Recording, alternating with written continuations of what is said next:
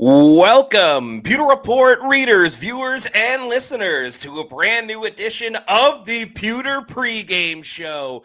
It is a special edition of the Pewter Pregame Show because it is the first home game of the season for your Tampa Bay Buccaneers as they celebrate the 50-year anniversary of this franchise. They will be hosting the New York Jets in this game. The Bucs will be wearing their 1976 throwback uniforms with the Bucco Bruce helmet. So I hope everybody is fired up this morning for a Bucs game day. We're going to preview everything that this game has to offer before they kick off at 1 o'clock. I'm your host, Matt Matera. Joined with me is the face that runs the place at pewterreport.com, SR, Scott Reynolds. Scott, we're going to Raymond James Stadium today. We are. It's going to be an orange and white clad affair at Ray J today as the Bucs will be donning their 1976 throwback uniforms, and this uniform is still waiting for its first win. So hopefully that happens today. Hopefully Todd Bowles gets the 0-3 Week 3 monkey off his back today, and this team can get a win in Week 3, something that has been ever elusive for this franchise for years. I think the last Week 3 win was back in 2020, Matt. So it has been a long time. This team has had some great starts, especially going 2-0 in the last 4 years under Todd Bowles, but they want to make it 3-0 start for the Tampa Bay Buccaneers. And that comes with the win today against the New York Jets. Yeah, they're flawless in Week 1 and 2, but it has been a detriment in Week 3. So we'll see with this matchup. There's certainly a lot of injuries on each side for the Bucs and the Jets that play a factor into this game. Yeah, the Bucs have an offensive line that is in shambles. The Jets have their backup quarterback in, and they won't have their best edge rusher as well. So a lot of different things at stake here, but certainly a game, I think, despite all the injuries on the offensive line and a limited Emeka Egbuka wide receiver too, a game where the Bucs probably should still win this game and win it somewhat convincingly. You mentioned those injuries, Matt. Let's get right to the injury report, the latest news as we know it. And not really too many surprises right now because there was a report yesterday by Jeremy Fowler, the Pewter Report, confirmed that Emeka Egbuka will play. He's listed as questionable on that final injury report. And, of course, Chris Godwin Jr. out. We think he probably doesn't return until the Seattle game in Week 5 at the earliest. However, Tristan Wirfs making some progress, has practiced a couple weeks. He's also listed as out. I wouldn't be surprised, Matt, if we see Tristan Wirfs next week against the Eagles. That would be the best case scenario for the Buccaneers.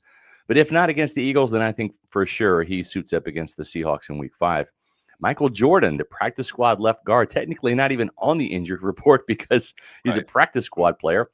But we know he's out because the team didn't elevate him from the practice squad yesterday. They elevated Tyler McClellan, who is a backup offensive tackle. He was the only practice squad elevation, and we'll get to that in just a second. But Emeka Egbuka with a quad and a groin injury.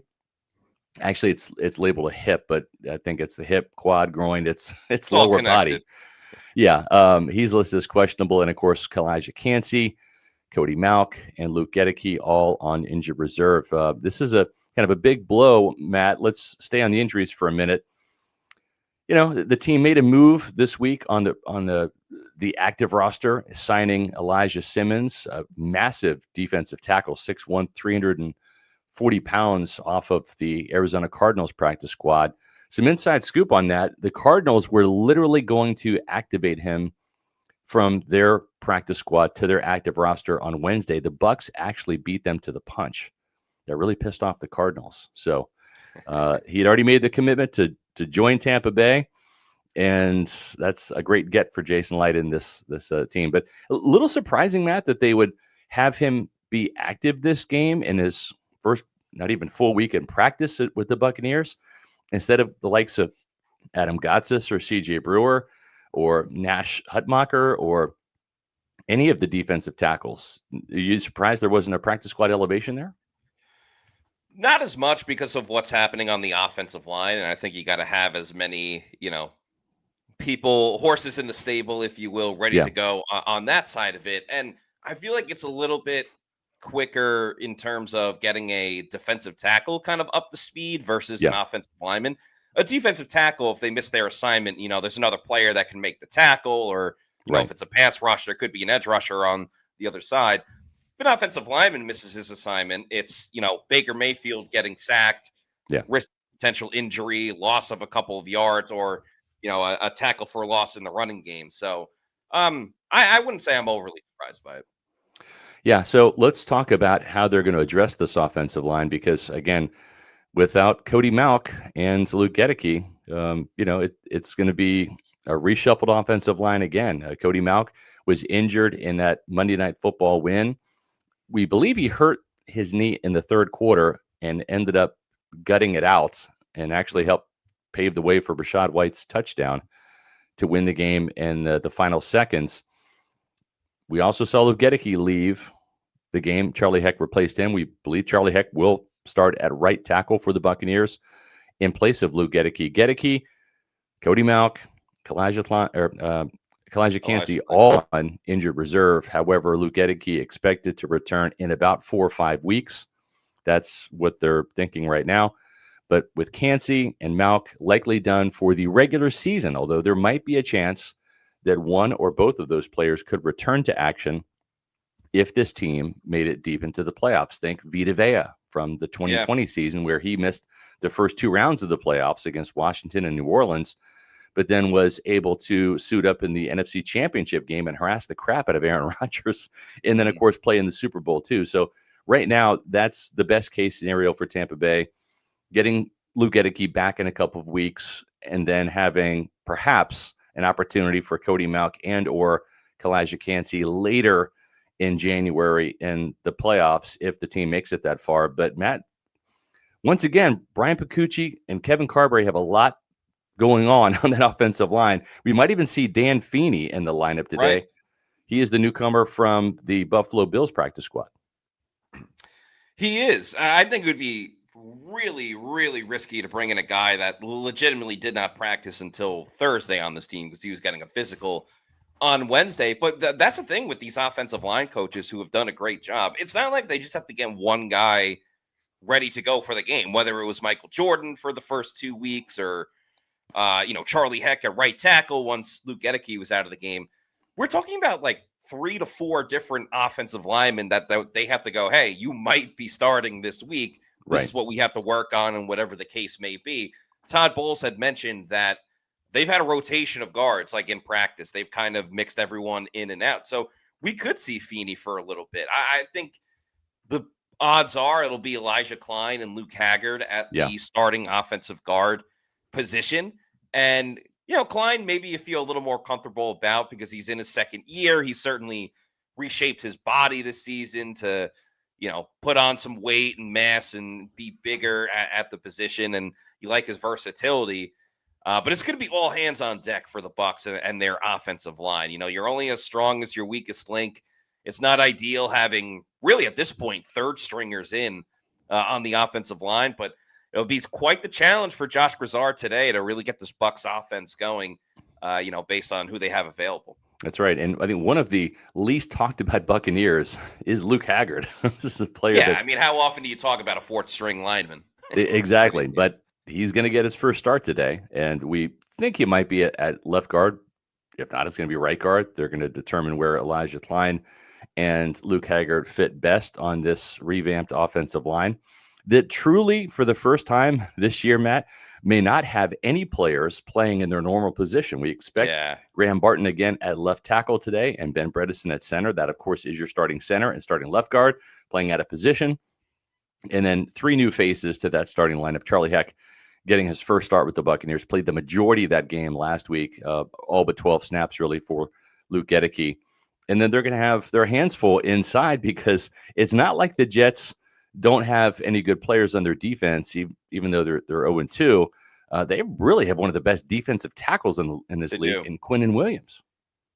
Yeah, Quinnen Williams is one of those rare breeds of defensive tackle, and the Bucs certainly have it with Vita Vea that, is great in the run game, but also great getting after the quarterback as well. He's a defensive tackle that warrants double teams, occasionally not an Aaron Donald triple team, but, certainly is the defensive tackle, really the player on the Jets defense outside of Sauce Gardner that teams key in on right away and say, we have to stop him in order to be successful. Now, The good news is that despite how good Quinnen Williams is, football is a team game, and you can run away from Quinnen Williams, and the Jets are susceptible to allowing plenty of rushing yards. I mean, they allowed over 200 rushing yards last week to the Buffalo Bills.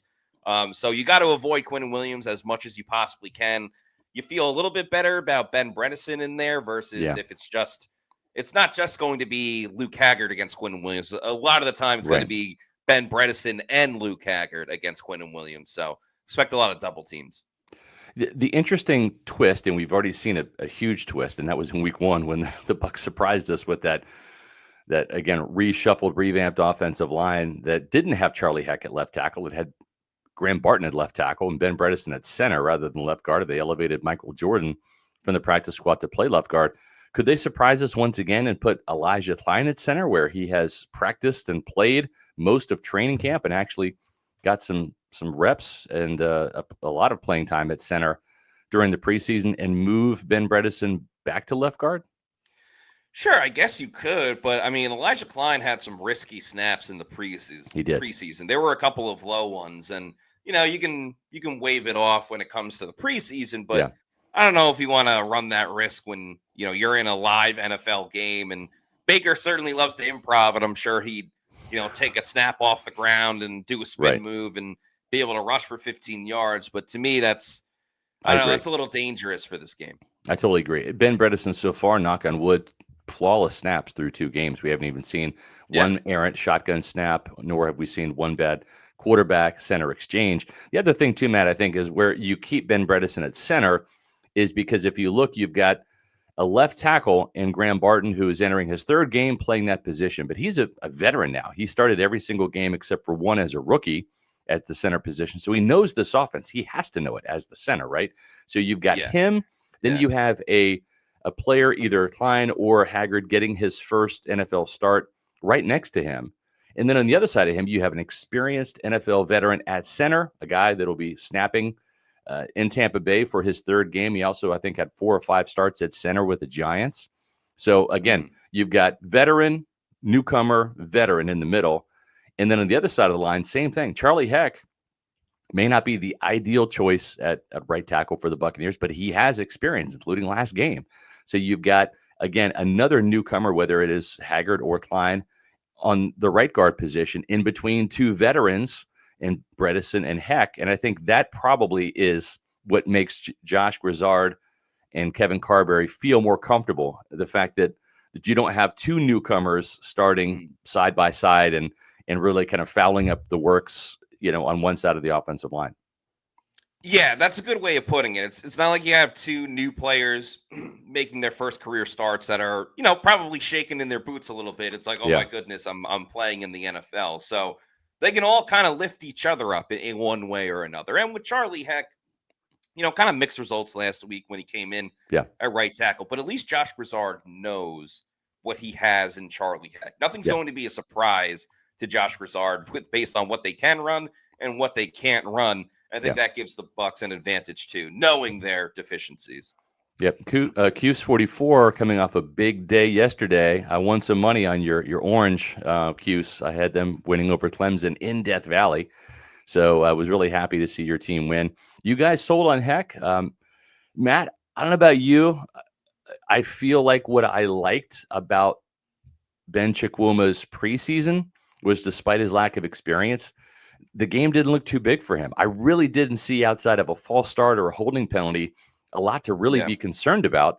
You always run the risk of putting him out there. And, he held his own against guys like AJ Epinesa for the Bills. And he played against some pretty decent edge rushers in the preseason. I don't know if I'd want him going up against, say, Aiden Hutchinson, right? Because that's a mismatch just due to experience, let alone athletic ability and and draft status.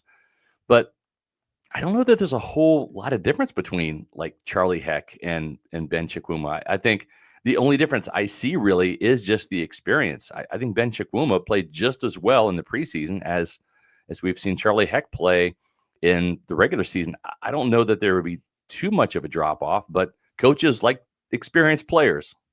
They do. Chikwuma certainly has a higher ceiling than Charlie Heck. I don't think there's Yeah. any doubt about that because he's so raw with talent. And if there was any game that if the Bucs decided, all right, we're going to give this kid a shot, we're gonna start him at tackle, it would be this game, wouldn't it? Right. Because you're not going to do it next week against the Eagles. You have some other tough matchups as well. I don't know if you want to start him on the road in Seattle, knowing that crowd and everything like that. Yeah. The only other ideal starting spot for Ben Chakuma would be later in the season against the Saints right before that bye week. But at that point, Luke Gedeke might be back. And then it's like, all right, well, you're just going to go back to Luke Gedeke. I want to see Ben Chakuma, but there's also that inexperience that certainly runs the risks. So I think you only see it if Charlie Heck, truly screws up. And then at that point, you're just like, I'll take anybody but Charlie Heck, which hopefully that doesn't happen, Bucs fans. But I don't know. I'm definitely intrigued by Ben Chakuma. Yeah, I've thrown it out there. I'd love to see him used as an extra tight end in a jumbo package, right? Yeah, get his feet wet. Get his feet wet. Benjamin Morrison. Yeah, give him 4 or 5 snaps where it's kind of a low stress situation. He's not on an island playing tackle, right? He's essentially helping the tackle block with a double team. But yeah, just get him some experience. I'd love to see that at some point in time. So then if he's called upon, it's not brand new, and he can have a little bit of confidence getting into his first start whenever that happens. And hopefully it doesn't happen. Hopefully Luke Gedeke returns sooner rather than later. Let's talk about the point spread for this game, Matt. Tampa Bay, despite all the injuries, this was as of yesterday. I'm not sure if it's moved since this morning, but Tampa Bay -6.5. What are your thoughts on that? So if the Bucs were fully healthy, I would expect this number to be probably like 8.5, maybe. Oh, okay. Yeah, 10's a lot. I mean, even the worst teams, you hardly see double digits. Although the Dolphins were a 12-point underdog against the Bills on Thursday Night Football. But now you factor in all the injuries on the offensive line. I'm actually surprised this didn't move all the way down to like 4.5. Now, I guess Vegas is factoring in the injuries that the Jets have with having Tyrod Taylor starting at quarterback instead of Justin Fields and no Jermaine Johnson as well. So I'm surprised it's not down to 5, maybe even 4.5, but that's what it is. Any particular prop bets that you like today, Matty Diamonds, for the Buccaneers? Yeah, so I have a lot on Pewter Picks and Props, which you can check out right now. But one that I'm particularly interested in that I'll give to everyone right now, I do think there's going to be a pretty good rotation of the running backs, just knowing how they want to protect Baker. They want this offensive line to be running versus run blocking versus pass blocking. So I like Rachaad White, the over on his rushing yards. Last I saw it, it's 22.5 rushing yards, might even move up to 23.5 rushing yards, but that's a very low number for somebody that dominated on Monday Night Football the other night. I smashed probably that. get a good amount of rushing attempts. So I think if you're going to pick anything from the prop bets today, take Rachaad White over on his rushing yards. He's going to get some opportunities. Yep, I did that. And make sure you watch Matt's Pewter Picks and Props. I just put it in the chat. So after you're done watching Pewter pregame, it's something great to listen to on the way to the stadium or while you're getting ready for the game itself.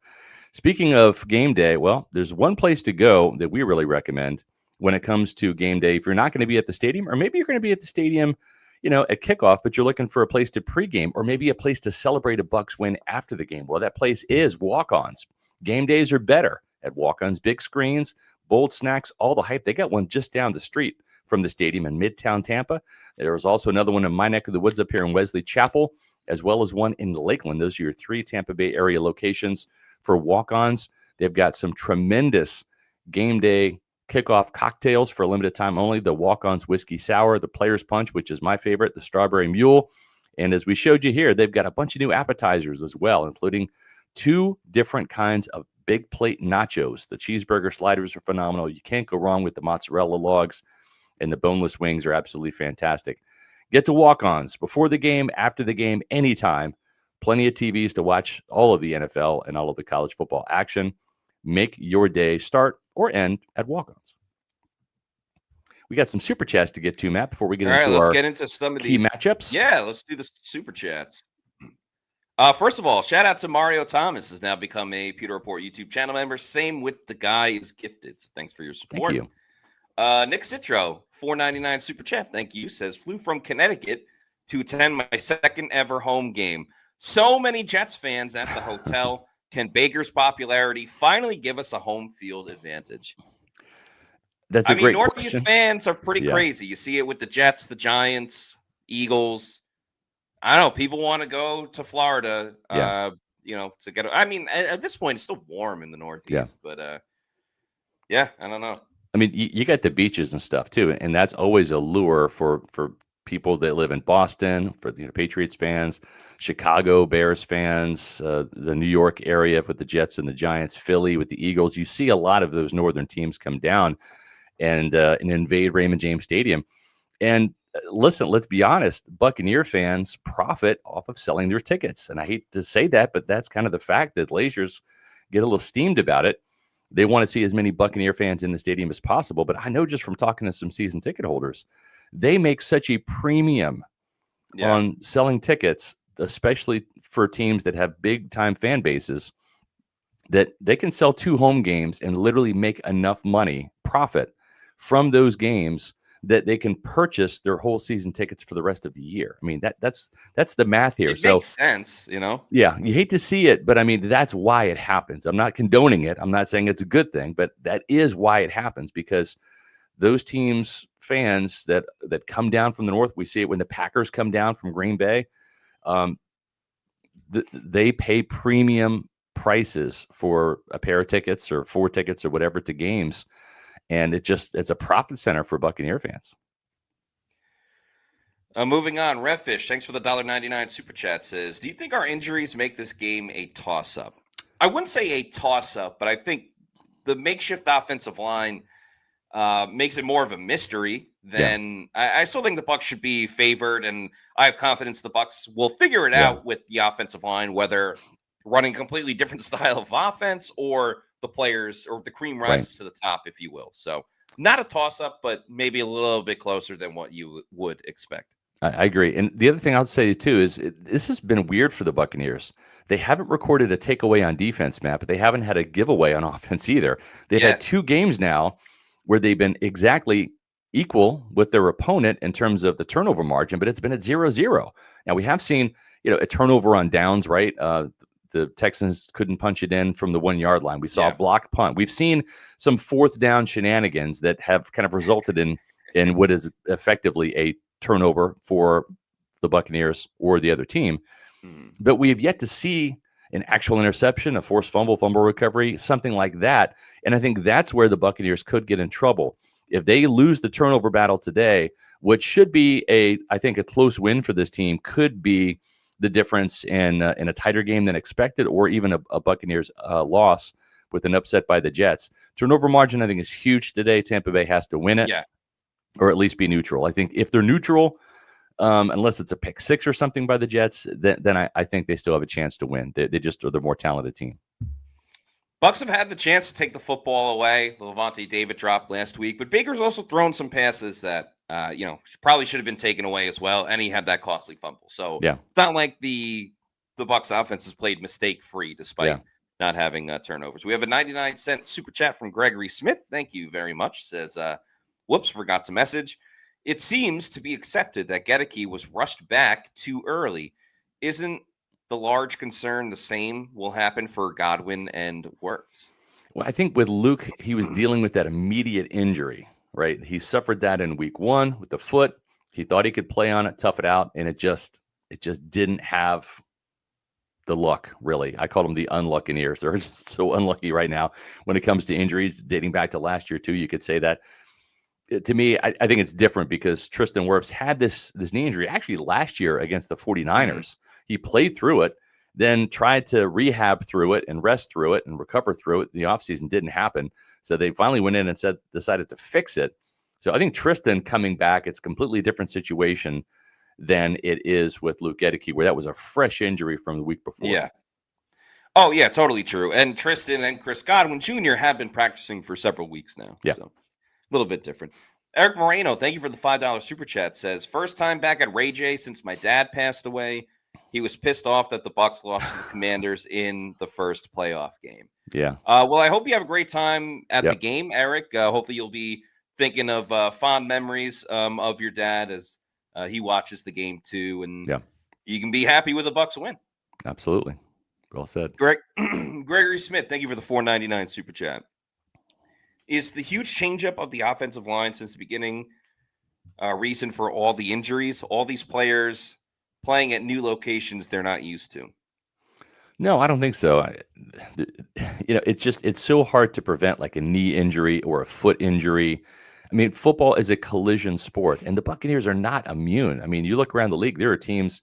What are there 5 starting quarterbacks that are not playing today around the league? A lot of banged up quarterbacks. Yeah, I mean, thank God one hasn't happened to Baker Mayfield yet. Let's knock on wood. I mean, he's a little banged up, but J.J. McCarthy's out. Jaden Daniels is out. Justin Fields is out. Joe Burrow is out. I feel like I'm forgetting one. That's at least 4, right? I mean, that's an eighth of the league right there that doesn't have their starting quarterbacks this week.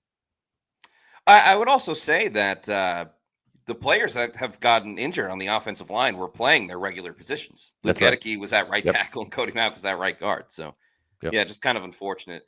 Paul, a.k.a. OG Baker Bro, thanks for the $2 super chat, has given a stat prediction for Baker Mayfield. 285 yards, 3 touchdowns for Baker. Bucs win, Emeka Egbuka and Mike Evans, 1 touchdown each. I think that's what's going to happen. I have Baker with 3 touchdowns today. I think they're going to be like down there by the goal line for a couple of them, some play action, maybe, rollouts, things like that. But yeah, I feel like this is going to be an under 300-yard game today for Baker because the Bucs will have a lot of success running the ball. And 3 touchdowns feels right. Maybe 1 to Rashad or 1 to Bucky out of the backfield. We've seen that before. And I do believe Mike gets his first touchdown today, and some lucky fan is going to get a nice souvenir today as well, because Mike likes to give away the ball after he scores touchdowns, even like ones that are milestone that he has to go fetch back from the crowd later. Baker's tied for second in the league in touchdown passes, so we'll see if he can take the overall lead after this game. Paul, a.k.a. OG Baker Bro, also very kind enough to gift Thank you, Paul. 5 Pewter Report memberships. Appreciate that. To anybody that wants to snatch them up. So thank you, Paul, a.k.a. OG Baker Bro, Thanks so much, for that gift. And Batman, and once again, Batman, thank you for protecting the streets of Gotham with this $4.99 super chat. Says, hold on, Matt. You've got to read the question or the statement in Batman voice. What do you think about Winfield playing in the box or with Izzy playing how Derwin James does at times? Yeah, I mean, listen, with Todd Bowles, who knows, right? Because he will put players in different positions. He does have a 3 safety look. He's rolled that out before. It's kind of a quasi-dime defense where he'll have 3 safeties. Tyke Smith, I think, has been the best Buccaneer defender by far. And then Vita Vea is right there with them. Those 2 players, I think through the first 2 games, have had great starts to the season. Tyke got his first NFL sack last week, blowing up Dari Ogunbowale and getting to CJ Stroud. Easy for me to say. But then also has, I think, 17 tackles in the first 2 games combined. So, yeah, Christian Izzian's a hell of a player. The thing is, so is Jacob Parrish, the rookie, the nickelback. Todd Bowles does like to get his good players on the field. And if we're being honest, Christian Izzian had literally one of the best training camps out of any Bucs defender. Sure. So it's just a matter of finding where you use him and when you use him, because you don't want Winfield off the field, especially when he's healthy. He makes plays. Tyke's playing great. The rookie nickel, Jacob Parrish, is playing great. It's just a matter of finding his fit on the field. Yeah, any issues with the Bucs defense, it has not been from the safety position. And they had the luxury of both Winfield and Tyke Smith can play up in the box. So I don't think it has to be just a Winfield thing. It could be both. And if there's a situation to get Christian Izzy playing, as bad as special teams was on Monday, Izzy made a nice special teams tackle too. He did. So he will come in handy at some point this season. Yeah. Speaking of special teams, Tom asked Scott, were you able to ask Bowles if he's going to have Riley Dixon line up farther from the line of scrimmage? Of course, Riley Dixon got his punt blocked last week in Houston on Monday night. And it's unfortunate, but I mean, you could kind of see that coming. We saw a couple of close calls in the first week against the Falcons. And I thought, wow, that was kind of close, right? And then even in that Monday night game, there were a couple of close calls as well. So thankfully, Riley Dixon's final punt of the game was not blocked. But yeah, they need to do something, whether it's have him step back another foot or 2 or get the ball off quicker. I think he's been really kind of slow and deliberate in getting the ball off his foot. He's 32 years old. I know he's a veteran. He's got plenty of experience doing this, but man, it's been slow. That's one of the things I've noticed, and I'm not surprised that there was a punt block on Monday night. Watching him at practice, it looked like he was working on kind of getting rid of the punt quicker, but at the same time, you don't want to. You want to get rid of the ball quicker. You want to shank it. If you shank it or it screws up the rest of your mechanics, then Yeah. you know what's really the payoff. So yeah, and actually, we'll to go back to the question, I failed. I forgot to ask Todd Bowles. Sorry, old man moment. I forgot to ask Bowles.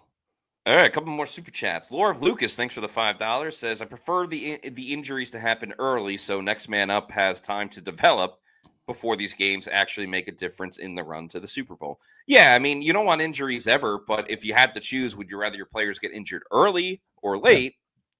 You'd have to take early. So yeah, especially since this team has gotten used to finishing strong. I mean, they've finished the season with a bang and got into the playoffs and won the division with really strong performances down the stretch. So yeah, if the cavalry's coming later in the year, that's only going to add more fuel to the fire for the Buccaneers. We have two other super chats that are on the same topic, so we'll read both of them.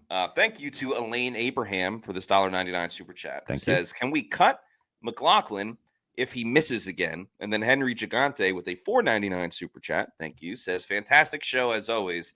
If the Chase Bank continues to miss kicks this week, will his job be in jeopardy? I think I would go with the latter. His job might be in jeopardy rather than the Bucs just outright cutting him. I'm going to be very concerned if he's not perfect today with extra points and with field goals. Man, we just saw the Falcons cut Younghoe Koo, and he's been a long-time kicker in Atlanta. But at some point in time, like Todd Bowles, he gives no F's about it. Like, make your kicks. Like, that's it. You have one job: make the kick. That's all you're required to do as a kicker. Make the kick. And if you can't do that, that's a real problem, especially when the title of your job is what, Matt? Kicker. Okay. Yep. So, I think if he does miss, they will bring in a kicker this week. There's no doubt about it. Does it mean they're automatically going to cut him? No, because you have to see what your replacement can do first. It can get worse. Let's say Chase McLaughlin makes 2 extra points today and is 2 out of 3 on his field goals. And one of the misses is like, say, 40 yards, right? You're like, come on, Chase. Like that's a makeable field goal. And if Chase misses from 57 yards, I'm going to give him a pass. But if he misses in that normal range, then maybe you bring in another kicker just to be on the safe side, because now it's 3 consecutive games where Chase has missed a field goal, right?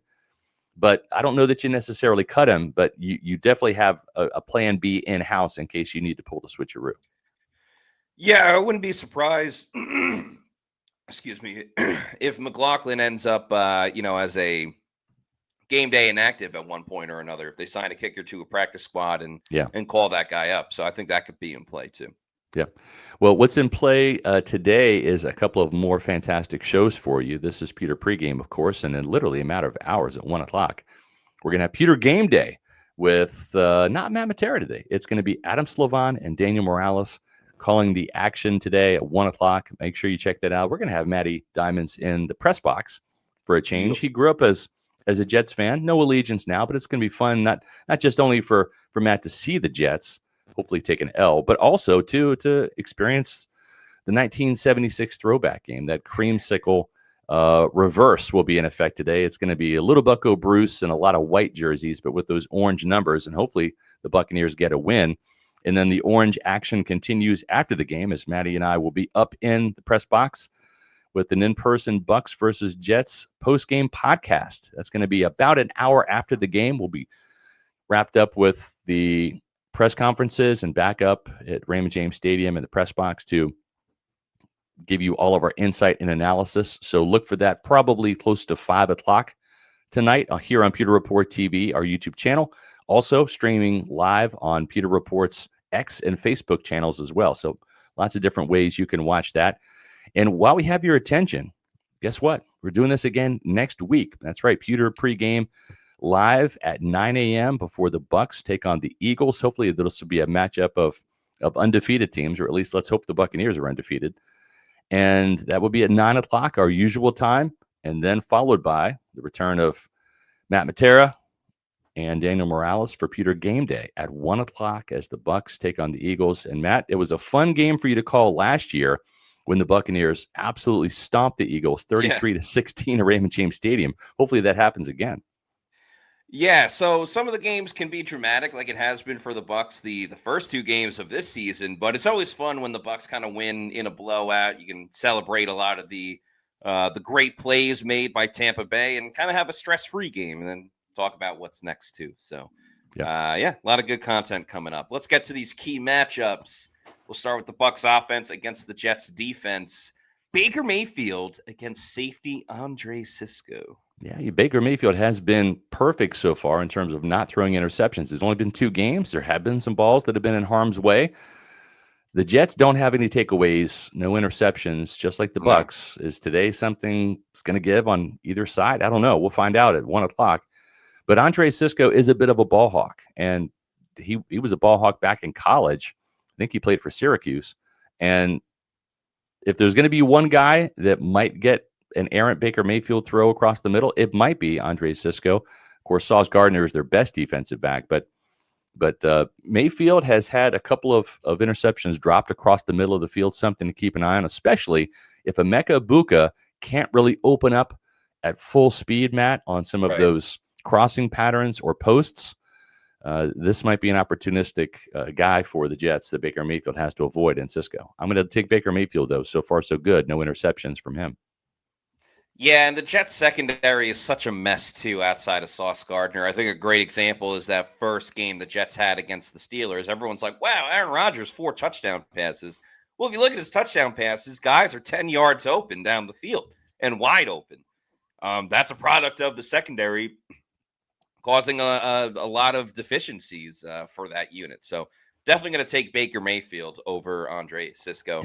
Next up is probably one of the most challenging matchups for the Bucs at any position throughout this whole game. It's the Bucs guards against defensive tackle Quinnen Williams. Yeah, this is going to be a tough one. I'm not saying they can't do it. I'm not saying they can't pass protect. I'm not saying that they can't open up some run lanes, but Quinnen Williams is a legit first rounder, and he is a legit talent. He is one of the best defensive tackles in the league. And I think you have to just be realistic and say that he is way better than either Elijah Klein or Luke Haggard. And hopefully Ben Bredesen can really help double team either one of those guys and try to make Quinnen Williams as much of a non-factor as possible. But if we're being honest, Quinnen Williams should win this matchup. Yeah, he absolutely should. So next up is Mike Evans against cornerback Sauce Gardner. This has been an interesting season early on for Mike because he's been productive. He's gotten over 50 yards per game, but he hasn't, really taken over a game the way that we've seen Mike do so. And struggled against Stingley last week when they were actually going one-on-one against each other. Sauce Gardner is considered one of the best corners in the league. He doesn't take the ball away a ton, though. It's a lot of pass breakups and stuff. And because Mike is tall and lanky, that's a better matchup for Sauce Gardner specifically versus some of the smaller Amon-Ra, St. Brown, shifty type of guys. So yeah. I typically take Mike in these matchups. I'm going to go with a push, though, based on the size element of Sauce and Mike. I think that's fair because Mike is still a fantastic player. Don't get me wrong. But Sauce Gardner is in his prime. I mean, I think he entered the league in his prime. He's just a damn good cornerback. He's one of the best in the league, a top 5 cornerback for sure, depending on your rankings. I think Mike and Derek Stingley was a push last week, right, Matt? I think you would probably agree that each player... I would give it to Stingley. I mean, Stingley took the ball away a ton from Mike. Mike's catches against Stingley were 7 yards, and that's it. Yeah. So I would give Stingley that matchup. Okay. And having said that, I might say that this is a push. I'm going to give Mike the home field advantage. It's going to make this a push. If this was on the road in the Jets, I would go Sauce Gardner, but I respect Sauce enough and Mike. I'm going to go with the push on this one. Bucs running backs. So namely Bucky Irving and Rachaad White against middle linebacker Jamien Sherwood. I'm big on the Bucs running backs in this one. I think Sherwood has struggled a little bit in this new type of defense that the Jets are running under Aaron Glenn. We saw the two-headed monster last week getting it done in more than just running the football. I mean, Bucky Irving was just as important in the passing game, especially on that game-winning drive. And then, of course, Rashad White put the exclamation point on that drive as well. I think it's going to be a big game for the Bucs running backs if they're going to be successful. I even think Sean Tucker might get a couple opportunities. Yeah. So shout out to you, Q's44. I'm high on the Bucs running backs today. I am too. I like Jamie and Sherwood as a player, but not today. I believe the Tampa Bay's ground game will win the day because it has to win the day to help those banged up offensive linemen, feel better about their replacements on the field today. The more that Baker Mayfield can turn and hand off, the better. Yes. And I like Tampa Bay's running game to really have a big day today against the Jets defense that has really struggled to stop the run. And then last up for the Bucs offense, left tackle Graham. It's still weird saying left tackle, I know. But Graham Barton against Will McDonald.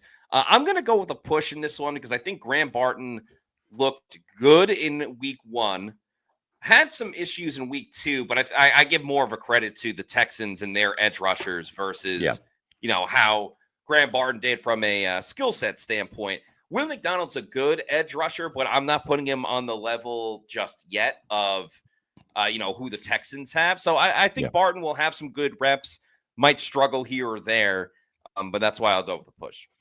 Whenever I see Will McDonald in the game, unless it's 3rd and long, where it's an obvious passing down, I'm gonna run right at him. Oh, absolutely. Because he is not a very good run defender. He loves to rush the passer. He might even be platooned today. The Bucs might see a different defensive end in there on early downs just because of that. And if it's 3rd and 5, I'm considering a run behind Graham Barton because he is a hell of a good run blocker and just trying to smash Will McDonald into the ground. The more that he has to try to shed blocks and make tackles rather than just pin his ears back and rush Baker Mayfield, the better. Try to wear him out physically. And it's going to be hot today. The Bucs are going to be in their all white. The Jets are going to be wearing their green. It's going to be a hot day at Ray J today. And I'd love to see Will McDonald get worn down. I'm going to say this is a push too, because I give McDonald a lot of credit. He is an up-and-coming pass rusher in the league. I think he probably gets a sack on Graham Barton today. Hopefully it's not a bad sack, like a strip sack. But I think Graham ultimately will do enough to kind of make this a neutral event over there at the left tackle position. Yeah. I wouldn't mind the occasional 3rd and 4, 3rd and 5 running of the football, like you suggested. I think that's a good way to keep defenses honest in matchups. Going over to the Bucs defense against the Jets offense. First up, defensive tackle Vita Vea against the Jets interior offensive line. Yeah, without Kalijah Kancey, Vita Vea really has to step up. I mean, he has got to come today and play like a Pro Bowler. To me, he has to have one of those games where, like he did in Kansas City, and granted, Kalijah Kancey was next to him, and that probably helped his day. But if you remember that game, Vita Vea had 10 tackles and a sack against Patrick Mahomes in Kansas City on Monday Night Football. I'm not saying he's going to have 10 tackles today, but he needs to really, I think, step up and be the force inside. And in doing that, it's going to take some of the pressure off of the tandem of Logan Hall and Elijah Roberts and even Greg Gaines. I think those 3 players will kind of rotate in there next to Vita Vea. I'd love to see a Herculean effort from Vita Vea where he makes his presence felt and then flushes Tyrod Taylor into the waiting arms of either Yaya Diaby or Hassan Reddick. I like this matchup for the Bucs today. I think Vita Vea is going to have a day. Yeah, I'm taking Vita Vea as well. The Jets are a little bit more weak in the interior of their offensive line than they are with their offensive tackles. They actually have some pretty good offensive tackles. And Vita Vea can be a game wrecker. He's had such an important impact already this season. The 4th down stop against the Falcons, and he made a great goal line tackle against the Texans. It was either 2nd or 3rd down, but it ultimately led to that turnover on down. So Vita Vea tends to pick it up when the going gets tough and there are other players out. So I like him in this matchup. Then you look at the outside linebackers, Yaya Diaby against Olu Fashanu. Like I just said a moment ago, the Jets offensive tackles, even with Membu, who is a rookie, have done a pretty good job. And Yaya Diaby just hasn't brought it just yet. He did get screwed over in week 1, but I'm going to go with Fashanu in this matchup. I am too. still a believer in Yaya Diaby, friend of the program, but at the same time, this is a production game. And process matters, but production is what teams look at when it comes to contract extensions and what the media looks at in terms of Pro Bowl votes and things like that. And Yaya Diaby, it's time. It's your third year in the league, and you got to be able to win matchups against really good left tackles. And I don't know that he has won any of his matchups. I think there's maybe been a push where he hasn't lost the battle against the left tackles that he's faced, and of course right tackles too, because he's flip flops on occasion.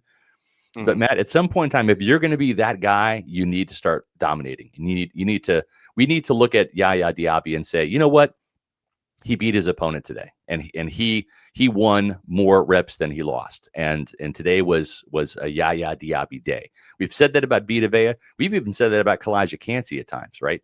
Mm-hmm. We've said that about other players on the Bucs defense. We haven't really said that too much in these 3 years about Yaya Diaby. He had a great game against the Saints last year. He was NFC Defensive Player of the Week. But those moments are kind of fewer and far between. It's year 3. He's a full-fledged starter. He needs to step up and start dominating. And I'm not sure it happens today. I think it's going to be a push.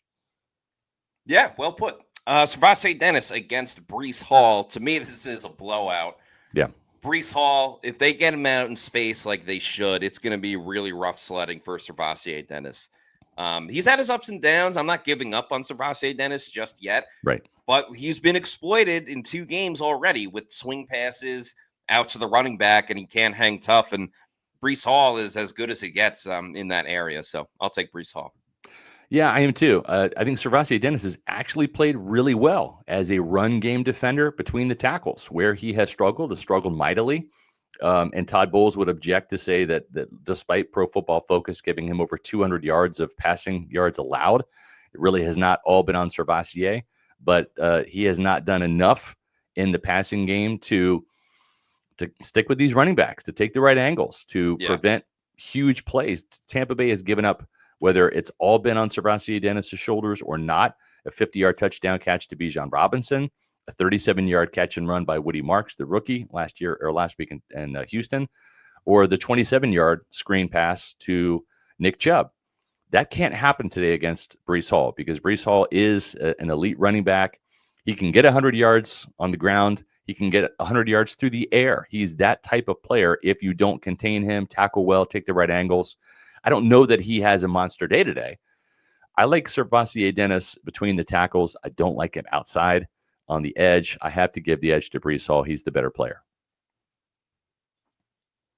Then you have outside linebacker Hassan Reddick, the first revenge game of the season for him, going up against right tackle and rookie Armand Membou.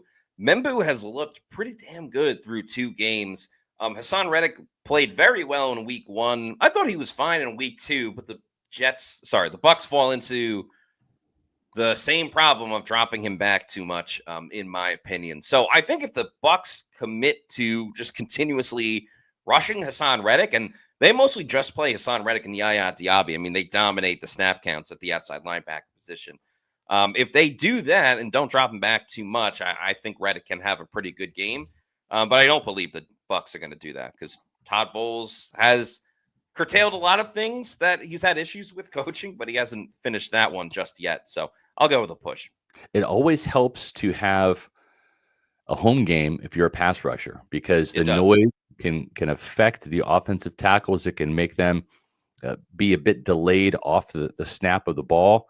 And that can give a quick guy that has a burst off the line of scrimmage like Hassan Reddick an edge. And I want to see Hassan Reddick take advantage of that today. And I think it's going to happen. I think this is going to be a multi-sack for Hassan Reddick game today. I think he gets 2 and really kind of whips the rookie here, Armand Membou. Good player out of Missouri, but still, this is his 3rd NFL game. And I think he's going to learn some lessons today from Hassan Reddick. And first road game, too. So definitely factors in. Last one, and one of the most intriguing matchups. I know I'm fascinated by it. Zion McCollum against Garrett Wilson. You have 2 extremely fast players at their position. Zion McCollum has taken on a lot of challenges against top receivers early on in this season. Garrett Wilson is really the only threat that the Jets have at wide receiver. Yeah. He will be targeted a ton by Tyrod Taylor, just based on recent history of when Taylor has played quarterback for the Jets. So I'm going to take a push because I respect both of these players a lot for what they can do. I think Zion makes some plays, and Garrett Wilson will too, just based on the volume of targets he's going to get. Right. But this is going to be one of the funnest matchups to watch. I agree. This is going to be fun. Kind of like what I said about Yaya Diaby. Zion McCollum has got that contract extension. It's time. It's time to win matchups and shut down elite caliber wide receivers, or at least play to a push, but then you have the advantage with an interception, maybe, right? Make a big play, not just a pass breakup, catch the balls when they hit your hands. That's what I want to see from Zion McCollum today and for the rest of the season. So he needs to step up and become that guy. Up here, he's that guy, but it's got to be that guy right here by catching interceptions. You don't go to the Pro Bowl breaking up passes. You go to the Pro Bowl picking off passes, scoring when the ball's in your hands, making big plays. I want to see that today from Zion McCollum. I think he's capable of doing it. But like you, Matt, I kind of have a lot of respect for Garrett Wilson. He's a damn good player. I'm going to say it's a push.